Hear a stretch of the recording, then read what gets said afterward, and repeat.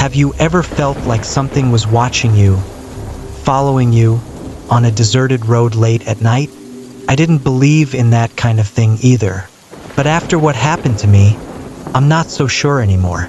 It was supposed to be a routine drive home. A quiet, rainy night in late October.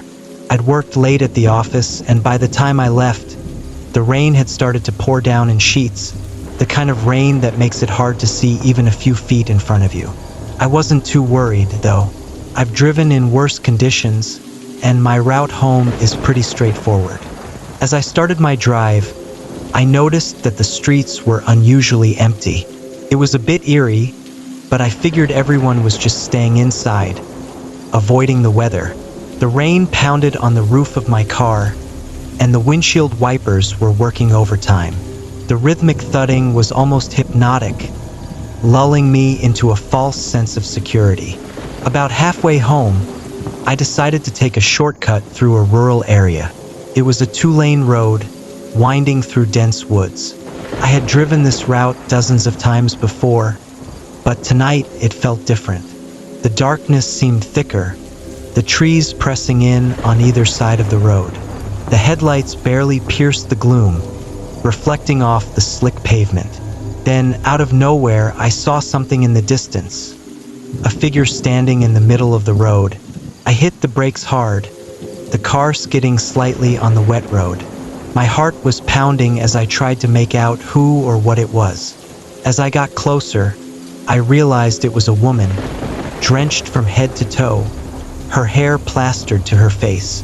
She was just standing there, not moving, not waving for help, just staring at me with wide, unblinking eyes. I rolled down my window a crack, rain immediately blowing in. "Are you okay?" I called out.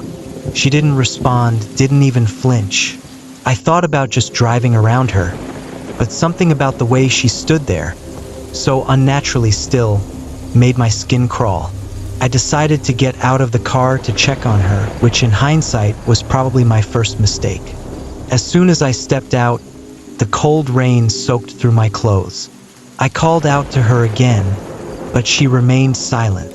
When I got closer, I noticed her clothes were from another time, like something out of the 1940s or 50s. My stomach twisted as I realized how wrong this situation felt. Before I could say anything else, she suddenly turned and walked off the road, disappearing into the woods. I stood there, dumbfounded, watching her vanish into the trees. Every instinct told me to get back in the car and leave, but a part of me couldn't just let her go like that. What if she was hurt? What if she needed help? Against my better judgment, I followed her. The woods were dense, the rain making it even harder to see. I could hear her footsteps crunching on the wet leaves ahead of me, but I couldn't see her anymore. I called out again, but she didn't answer. Suddenly, the footsteps stopped. I froze, listening intently, but all I could hear was the rain. I was completely alone, deep in the woods with no sign of the woman. A cold dread settled over me, and I realized I had made a huge mistake. I turned around to head back to my car, but the path looked different. The trees seemed to have shifted, the way back now obscured by thick underbrush. Panic set in as I tried to retrace my steps, but it was like the woods were closing in around me. My heart was racing, and I could feel my breath quickening. I kept moving, desperate to find the road, when suddenly, I heard something behind me. A soft, almost inaudible whisper. I whipped around, but there was no one there, just darkness. Then I felt it, a cold breath on the back of my neck. I spun around again, but nothing. My mind was racing, trying to make sense of what was happening. I started running, crashing through the underbrush, my only thought to get back to my car. Finally, after what felt like an eternity, I stumbled out onto the road, my car still there, the headlights cutting through the rain. I scrambled into the driver's seat, locking the doors and taking off as fast as I could. As I drove, my hands shaking on the wheel, I glanced in the rearview mirror, and my heart nearly stopped. The woman was in the back seat, staring at me with those same wide, unblinking eyes. I swerved, nearly running off the road, but when I looked back, she was gone. Just like that, vanished.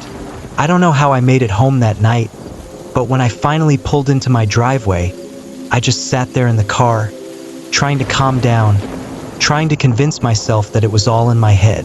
But the thing is, when I got out of the car, the back seat was soaked with rainwater.